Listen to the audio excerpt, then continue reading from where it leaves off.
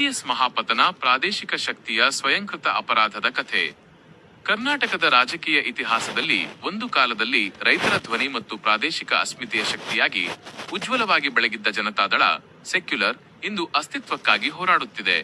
JDS ಪತನಕ್ಕೆ BJP ಅಥವಾ ಕಾಂಗ್ರೆಸ್ ಕಾರಣವಲ್ಲ, ಬದಲಾಗಿ ಪಕ್ಷದ ಒಳಗಿನ ತಪ್ಪು ನಿರ್ಧಾರಗಳು ಮತ್ತು ನಾಯಕತ್ವದ ವೈಫಲ್ಯಗಳೇ ಇದಕ್ಕೆ ನೇರ ಕಾರಣ. 1.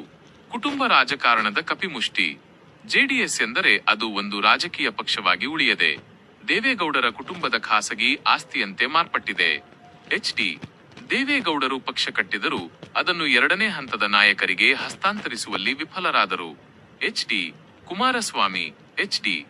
ರೇವಣ್ಣ, ಭವಾನಿ ರೇವಣ್ಣ, ಪ್ರಜ್ವಲ್, ಸೂರಜ್, ನಿಖಿಲ್ ಹೀಗೆ ಇಡೀ ಕುಟುಂಬವೇ ಅಧಿಕಾರದ ಕೇಂದ್ರಬಿಂದುವಾದಾಗ ದಶಕಗಳಿಂದ ದುಡಿದ ನಿಷ್ಠಾವಂತ ಕಾರ್ಯಕರ್ತರು ಅನಾಥರಾದರು.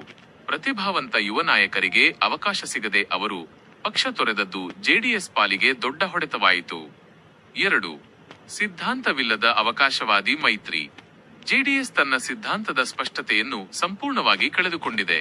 ಚುನಾವಣೆಗಿಂತ ಮೊದಲು ಒಂದು ಪಕ್ಷವನ್ನು ವಿರೋಧಿಸುವುದು, ಅಧಿಕಾರಕ್ಕಾಗಿ ಚುನಾವಣೆ ನಂತರ ಅದೇ ಪಕ್ಷದೊಂದಿಗೆ ಕೈಜೋಡಿಸುವುದು. ಈ ದ್ವಂದ್ವ ನೀತಿಯಿಂದ ಮತದಾರರಲ್ಲಿ ವಿಶ್ವಾಸಾರ್ಹತೆ ಕುಸಿಯಿತು.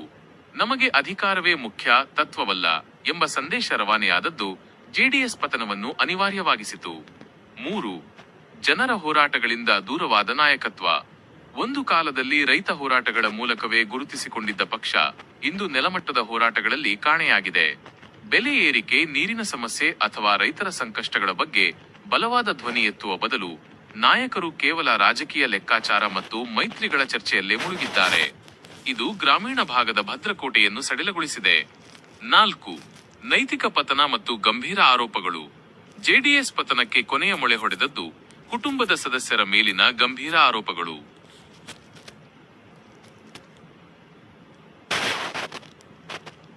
ಪ್ರಜ್ವಲ್ ರೇವಣ್ಣ ಅವರ ಮೇಲಿನ ಲೈಂಗಿಕ ದೌರ್ಜನ್ಯದ ಆರೋಪಗಳು, ಸೂರಜ್ ರೇವಣ್ಣ ಮತ್ತು ಭವಾನಿ ರೇವಣ್ಣ ಅವರ ವಿರುದ್ಧದ ಪ್ರಕರಣಗಳು ಪಕ್ಷದ ನೈತಿಕತೆಯನ್ನು ಸಾರ್ವಜನಿಕವಾಗಿ ಹರಾಜು ಹಾಕಿದವು. ಕುಟುಂಬದ ರಕ್ಷಣೆಯೇ ಮೊದಲ ಆದ್ಯತೆ, ಜನರ ನೈತಿಕತೆಯಲ್ಲ ಎಂಬ ನಾಯಕರ ನಡೆ ಪಕ್ಷದ ಇಮೇಜ್ ಅನ್ನು ರಾಷ್ಟ್ರಮಟ್ಟದಲ್ಲಿ ಮಣ್ಣುಪಾಲು ಮಾಡಿದೆ. 5. ಆತ್ಮಾವಲೋಕನದ ಕೊರತೆ. ಸತತ ಸೋಲುಗಳ ನಂತರವೂ ಜೆಡಿಎಸ್ ನಾಯಕತ್ವ ತನ್ನ ತಪ್ಪುಗಳನ್ನು ಒಪ್ಪಿಕೊಳ್ಳುವ ಧೈರ್ಯ ತೋರುತ್ತಿಲ್ಲ. ಪ್ರತಿ ಬಾರಿಯೂ ಮೋಸ ಹೋದೆವು ಎಂಬ ಅಸಹಾಯಕ ಮಾತುಗಳನ್ನಾಡುವ ನಾಯಕರು ತಮ್ಮೊಳಗಿನ ಅಹಂಕಾರ ಮತ್ತು ಕುಟುಂಬ ರಾಜಕಾರಣದ ಬಗ್ಗೆ